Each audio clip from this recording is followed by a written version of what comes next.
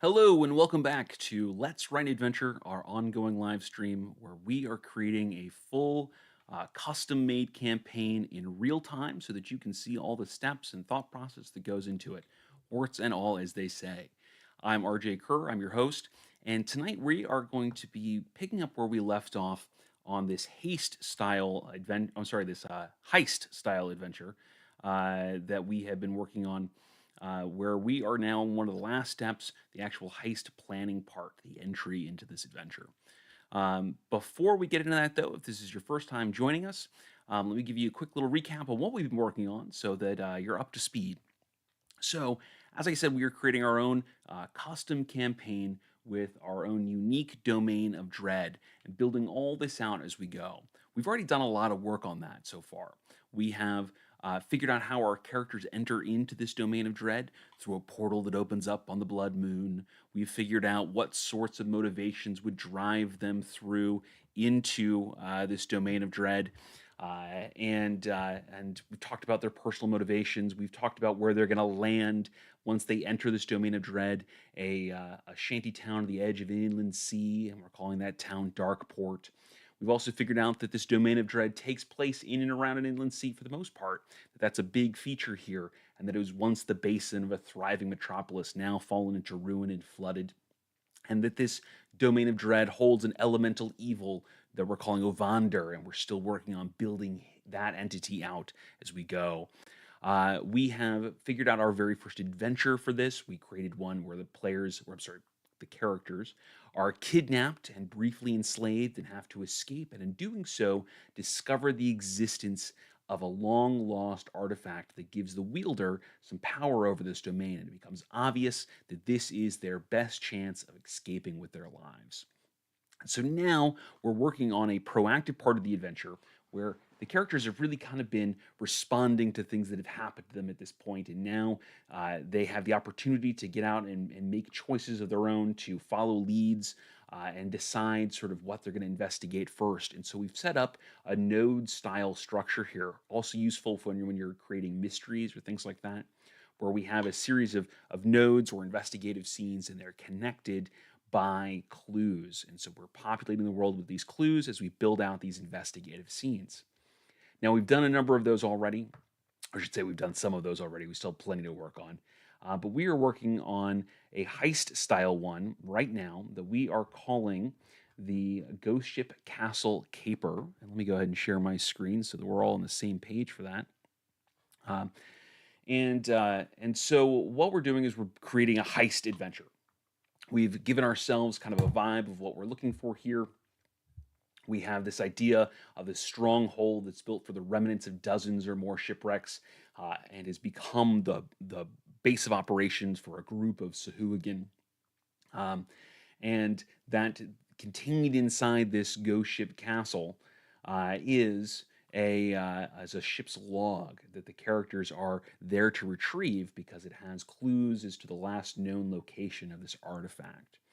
And so we are building this out, like I said, as a heist style adventure as opposed to sort of your typical dungeon crawl, and using a modified 5 room dungeon for that, what I'll call the 5 scene dungeon. So we gave ourselves a bank of creatures and some difficulty guidelines, and then we were off working on building this out in 5 steps.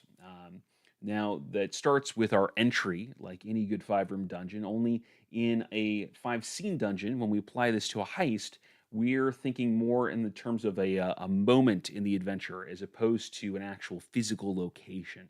And so the moment of entry into any heist is the heist planning part, the part where the characters actually start coming up with their plan to break into this facility. And so we're going to be working on that tonight as we go through. But this is one of the last steps that I generally recommend that people work on because you really want to know what the heist is going to be like before you jump into the details of the heist planning. It's like planning a murder mystery. You got to know what the murder was and how it took place before you can come up with the clues that lead to it. So we had built out the other segments. We started with our setback, which is our room 2 in a traditional 5 room dungeon, or we'll say scene 2 in a 5 scene dungeon. And again, this is more a moment than a place, right? So instead of having a trapped room with baddies, we are coming up, or we should say, we came up with what happens when things go wrong during this heist. And so we figured out how our encounters respond to that in terms of becoming active and beginning to roam around the facility. What happens when they're alerted and are looking for intruders? And then when they raise the alarm, what happens? And then what should happen if our characters get captured? We outlined all of that to give ourselves some tools to work with and a structure to use to kind of turn the tables and create some challenges. The third room of a five room dungeon is a puzzle. And in the five scene dungeon, I would almost call this more of a challenge. And the idea is that there is you know, there's a central, well, a central challenge, to repeat myself here, to the adventure. In this case, in a heist, it's going and getting the thing that, that the characters are supposed to retrieve. It's the objective. And so in this situation, we created a whole bunch of different spaces or rooms within the stronghold, physical areas, and gave them some descriptions. So some toys for us to kind of play with as a DM here to give us something to work with as we run this adventure. Um, and some hazards, and we'll be filling in some treasure as well here. But what we didn't do is worry about putting in the encounters because we built those out as part of this table of action groups, pinning them to specific areas, but setting them up in this way so that they're easy to move around the stronghold, making it very dynamic, so that we don't have to rely on just a bunch of stealth checks versus passive perception. We could end up in situations where the characters have to escape out of a hallway before the patrol comes down the corridor, that kind of deal, and they're spotted.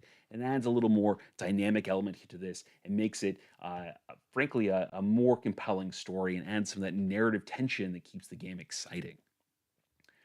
Uh, from there, we went to room four or scene four. And in room four of a five room dungeon, you'd have the BBEG or the big bad evil guy. In the five scene dungeon, however, we have the climax. We have something that changes, a final obstacle that needs to be surmounted as the players go to escape from this heist. And so we came up with the idea that an envoy from one of our other factions that we've come up with, a Slod led faction, would arrive at the stronghold looking for the same thing as the characters, seeking out this ship's log.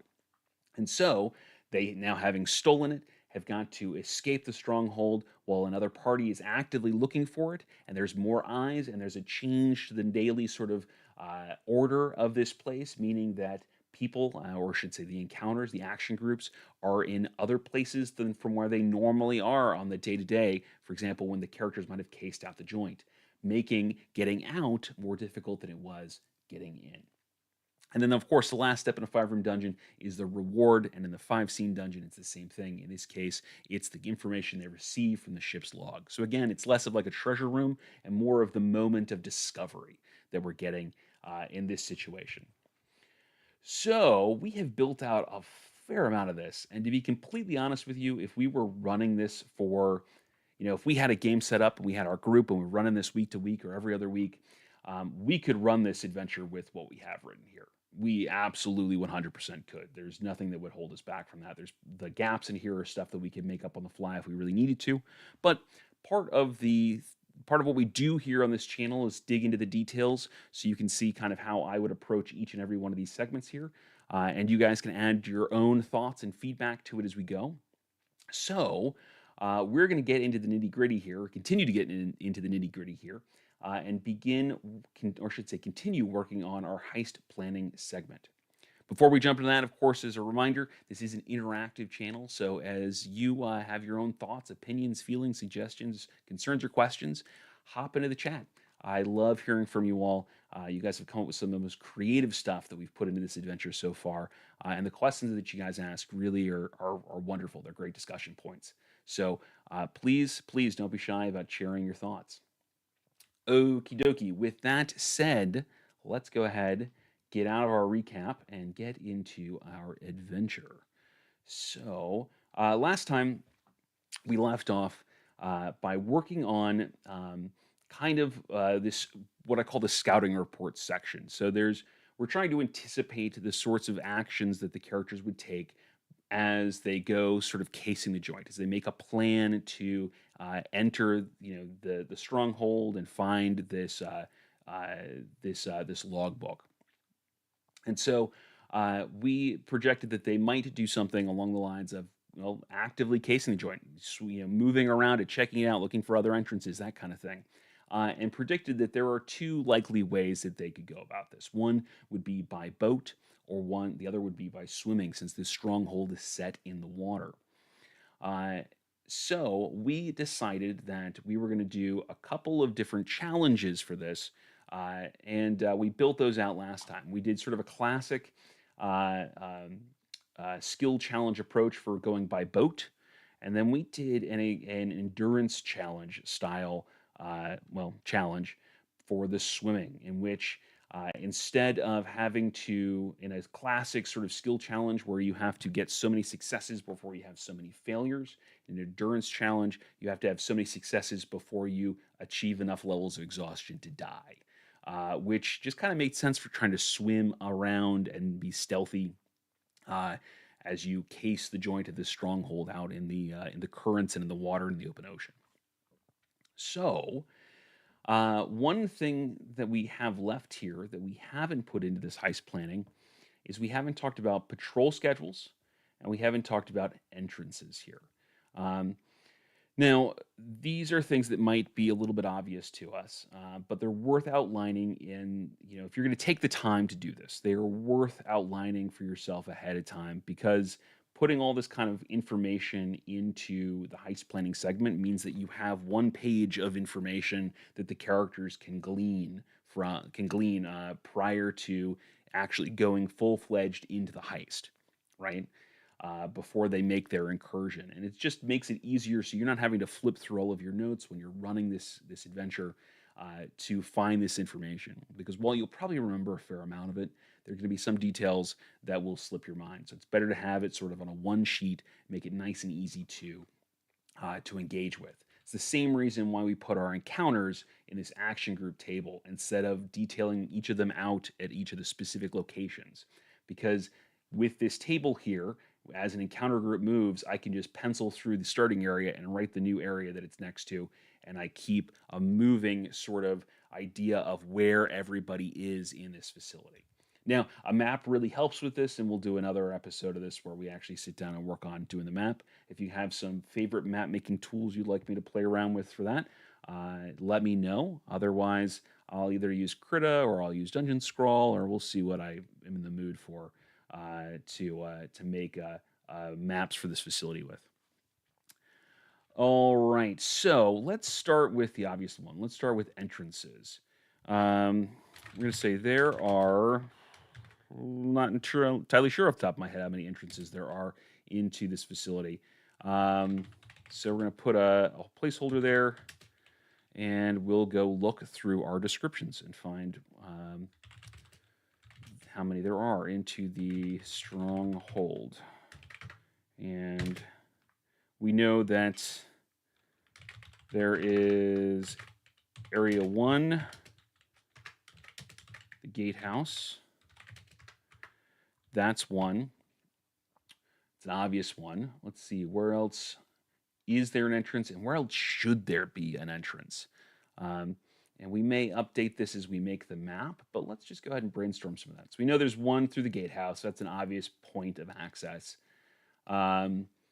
We know that there was one that was, I want to say it was the shark pens. Jonathan Frost, yeah, better memory than I do. The shark pens led to open sea, but might be tough to get through. Yeah. Yeah, it was the rope net there. Okay, so our shark pens, so area 13. I've got our shark pens here. So let's go ahead and put that in here. Let's see. Area 13. Shark pens.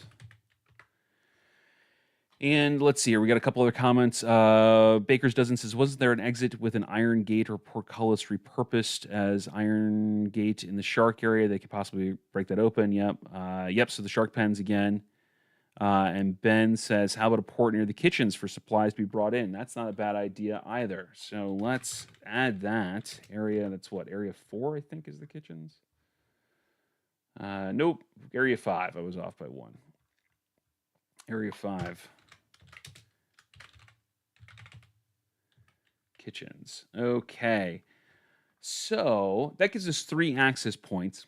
That's not a bad start. And to be honest with you, yeah, those are all good calls. So we can leave it at 3 access, 3 entrances. You could certainly do more than that, and your characters might come up with ones that you never thought of. Your players might come up with ones that you never thought of, and that's not necessarily a bad thing. As there's windows and you know portholes and all kinds of stuff like that.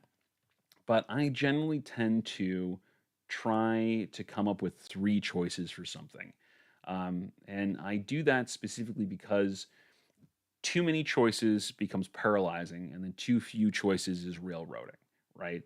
So uh, you know, having 2 to 3 choices, or I would even say maybe 2 to 4 choices, that allows that your characters can choose from, doesn't become paralyzing for them, and so it doesn't stall the game. But at the same time, it gives them some real agency. They have viable decisions to make. So long as there is a difference between going in through the gatehouse and going in through the kitchens and going in through the shark pens. Um, these are all uh, different areas of the stronghold, but if it all led to a pack of Sahuagin who were just hanging out waiting to do a battle, then it's no choice at all, really, because they just kind of all go to the same place. So we have a well guarded gate up front, the obvious entrance, the one that they're going to know about right out of the way. We've got one that is maybe a little less obvious, but still guarded, but perhaps not as well guarded. And then we have one that's a little more hidden, a little more difficult to get to, but they're not likely to be seen going in through the shark pens because what's down there? But a bunch of sharks.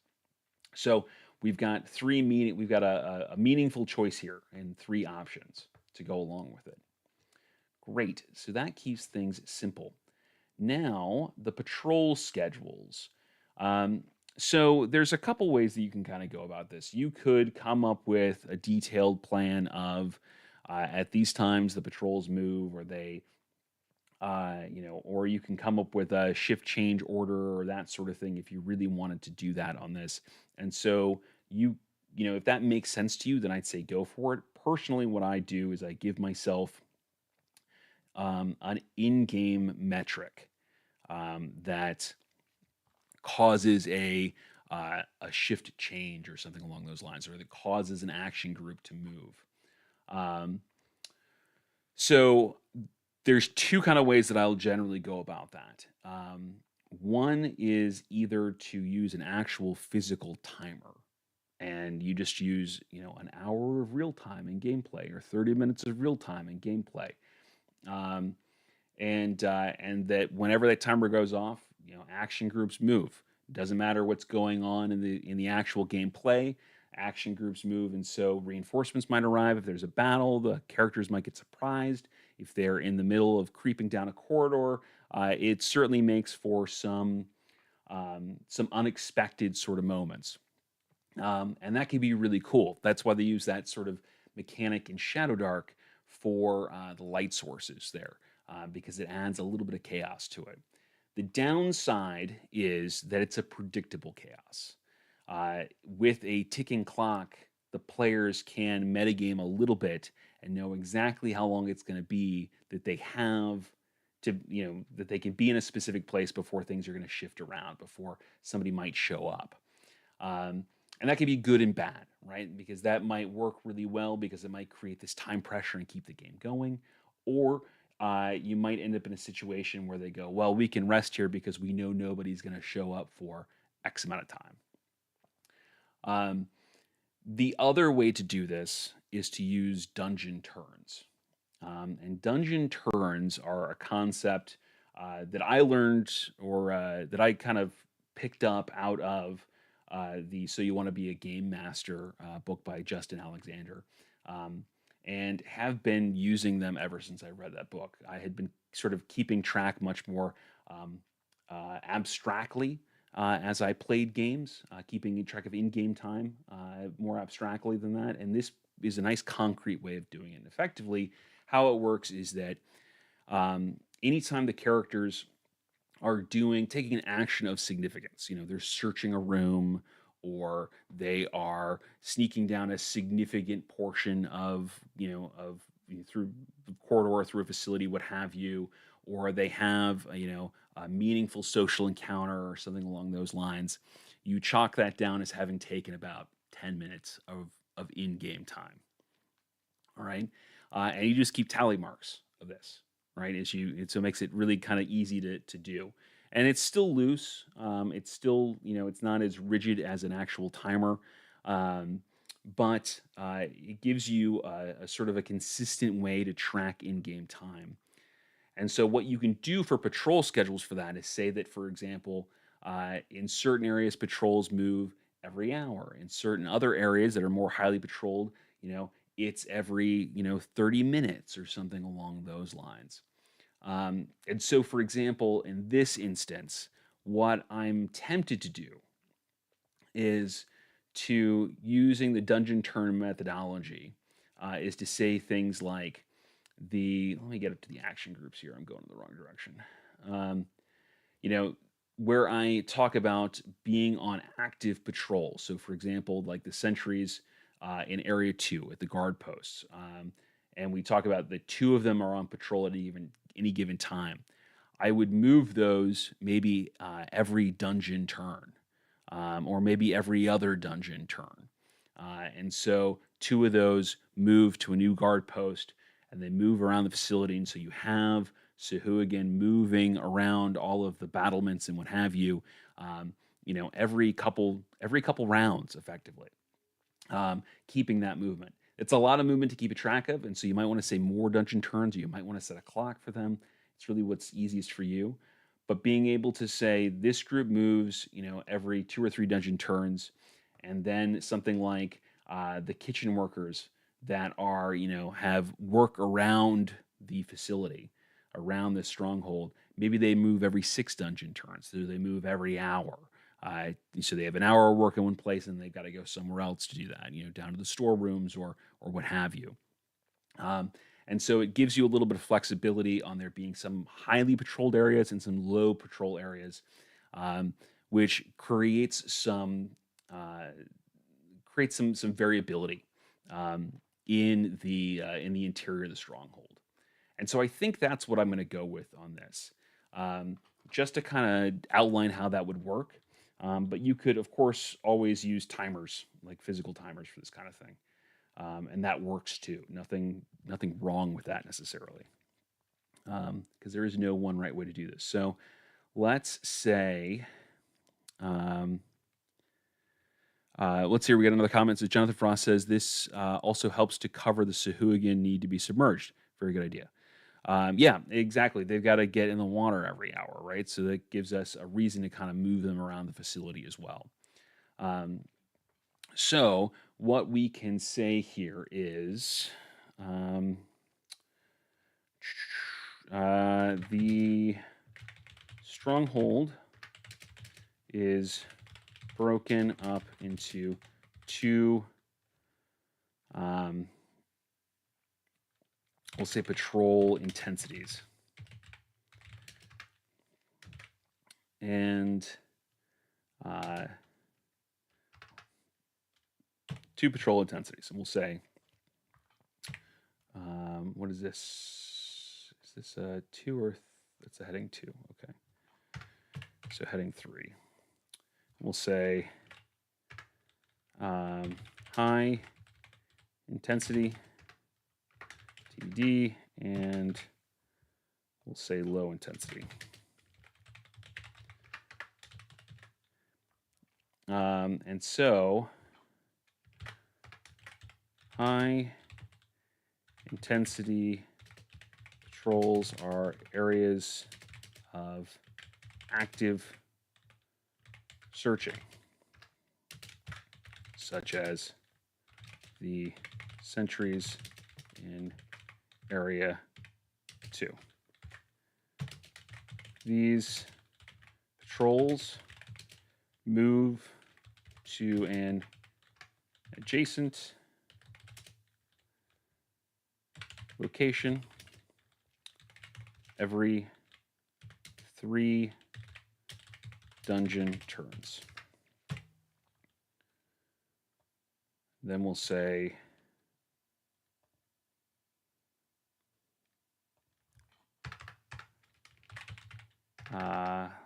low intensity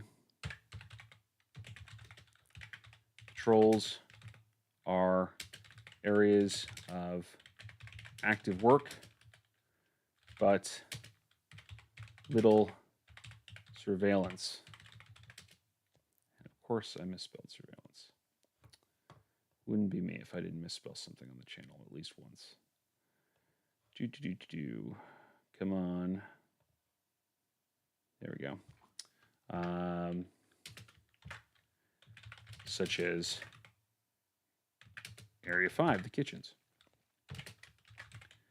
These action groups move to an adjacent location every 6 dungeon turns. So effectively, we've got one group that moves every 30 minutes, another group that moves every hour, and we could change that however we want. The nice thing about keeping it as dungeon terms is that you can kind of flex it too. And so if you end up in a situation narratively where it makes sense for somebody to kind of show up and it's going to throw a little more action in there, you can do that. You're not held to the rigidity of a timer. And you're not going to get called out by your players by saying, well, the timer hasn't gone off yet. That's not fair. You have that sort of behind the screen ability to massage that time and move things as you see fit, allowing you to create some periods of high intensity and other areas of low intensity as you go, in terms of the narrative tension.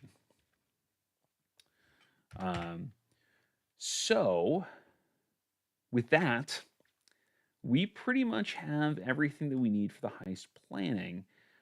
We've got plenty of stuff to work on here, which is terrific. We have to roll that out. We are still need to fill in some general features for our stronghold. We've been working on some of that kind of stuff, and we've talked a little bit about the sea life hazards, so we'll need to build some of that out. We are good on our setback. We've got all the descriptions for our keyed locations, but we still want to build in some hazards and put in some treasure, and so we'll need to populate that as well. And we are good on our climax and our reward. So we have made quite a bit of progress. We've just got a little bit of polishing left to do on this. And we are all set to run this heist. We're still going to want to create a map for it, so we'll do an episode on that as well. So let me know if there's any particular map making software that you'd like me to play around with for that. I'd be happy to take some suggestions there and use anything that you guys bring up within reason.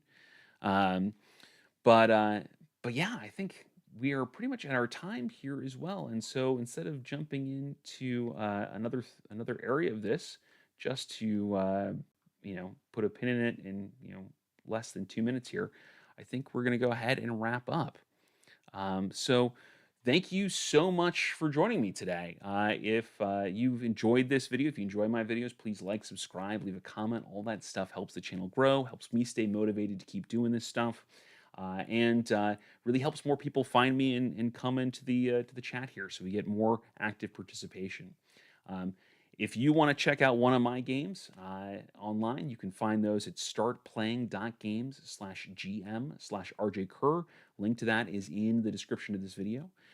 If you are in the Huntsville, Alabama area and watching this in real time, then come join me at one of my tables out there for the Huntsville Comic and Pop Culture Expo. I'll be running a couple one-shots there, one of them each day. You can jump into those, and those are ones that I've written, so you can see if I actually know what I'm talking about. In any case, thank you again for joining us. for joining me, and I will see you all on Monday. But before I go, looks like we've got a couple votes already for what map making software to use. So Ben Elder says partial to Incarnate. Okay. Jonathan Frost says that'd be interesting, specifically Incarnate. So far it sounds like Incarnate's the program that we want to use. Happy to do that. We can build out our map using that. Um, that's a fun program. It gives us a lot of detail, and so we can really kind of learn some of the ins and outs in that as we create our Sahuagin stronghold. So thank you again, and I will see you all at our regularly scheduled episode on Monday. Talk to you then. Bye now.